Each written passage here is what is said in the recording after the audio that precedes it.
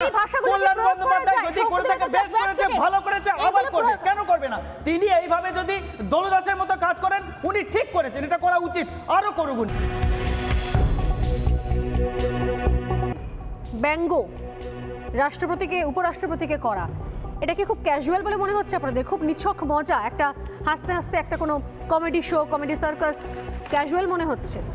মমতা বন্দ্যোপাধ্যায় জনগণের নির্বাচিত মুখ্যমন্ত্রী, এই রাজ্যের মহিলা মুখ্যমন্ত্রী, তার নাম নিয়ে শুভেন্দু অধিকারী বিরোধী দলনেতা যদি চোর বলতে পারে, তাহলে সেটা যদি আপনাদের কাছে মনে হয় যে সেটা নৈতিক কাজ, আর আপনার এই উপরাষ্ট্রপতি যিনি একটা ভাইস চেয়ারম্যান, একটা বিরাট একটা পদ দখল করে ওই চেয়ারে বসে বিজেপির দলদাসের মতো কাজ করে 143 জন যারা এমপি, যারা শুধু প্রশ্ন করেছে বলে তাদেরকে সাসপেন্ড করে দেওয়া হয়েছে, করে দিচ্ছেন বিজেপির হয়ে দালালি করার জন্য, তাহলে সেইটা আপনার কাছে যদি মনে হয় যে ওটা কোনো অপরাধ নয়, আর সাংসদ কল্যাণ বন্দ্যোপাধ্যায় শুধু যদি ওনাকে একটু ওনার মতো করে ভঙ্গিমা করে যদি বলে থাকে সেটা বিরাট কিছু অপরাধ হয়ে থাকে, তাহলে এর আগে বহুবার, এর আগে আমাদের তো ভারতের প্রধানমন্ত্রী নরেন্দ্র মোদীকেও এই রাজ্যে ইলেকশনের আগে এসে বলতে শোনা গেছে, দিদি ও দিদি, দিদি ও দিদি বলে ব্যঙ্গ করতে শোনা গেছে।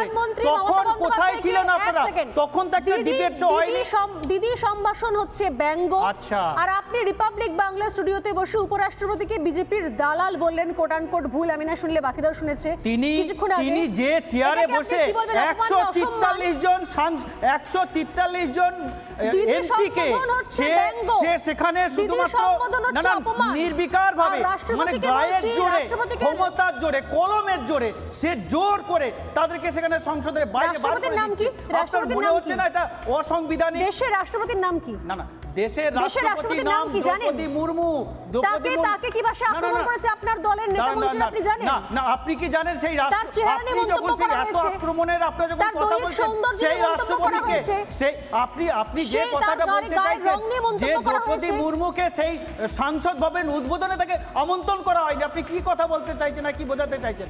ওরা এসটি সম্প্রদায়কে যেটা আপনি দেখাতে চাইছেন, না আমন্ত্রণের সঙ্গে আপনার কি সম্পর্ক?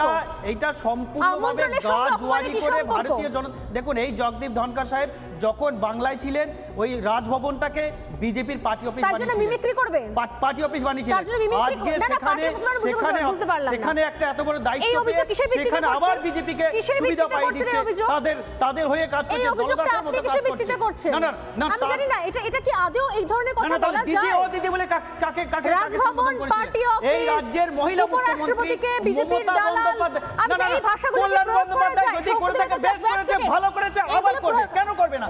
তিনি এইভাবে যদি দলদাসের মতো কাজ করেন, উনি ঠিক করেছেন, এটা করা উচিত, আরো করুন, উনি কেন করবেন? 100 বার ঠিক করেছেন। এইটা আপনারা এই ট্রেনিং নিয়ে এসেছেন, কিন্তু ঘটনা হচ্ছে যে এই যে না চোরটা বলা যায় না, আপনি বলুন না, আপনি শুনুন না, গণতান্ত্রিকভাবে এই রাজ্যের ভোট দিয়ে মমতা বন্দ্যোপাধ্যায়কে মানুষ মুখ্যমন্ত্রী করেছে, অখিলগিরিকে আপনি সমর্থন করেন, তাকে আপনি চোর বলবেন বিরোধী দলনেতা? অখিলগিরি বেশ করেছেন, বেশ করেছিলেন। অখিলগিরি যেটা বলেছে ক্ষমা চেয়েছে, পরবর্তীকালে তিনি সেটাকে সংশোধন করেছেন, কিন্তু নরেন্দ্র মোদী তো এসে বলেনি।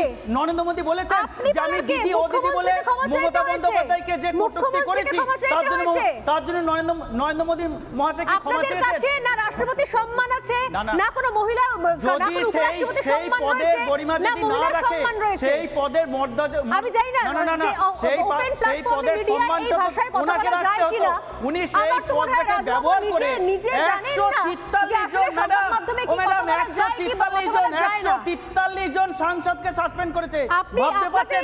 বিল পাস হয়ে গেল, বিল পাস হয়ে গেছে, 143 জন সাংসদ বাইরে দাঁড়িয়ে আর এদিকে বিল পাস হচ্ছে।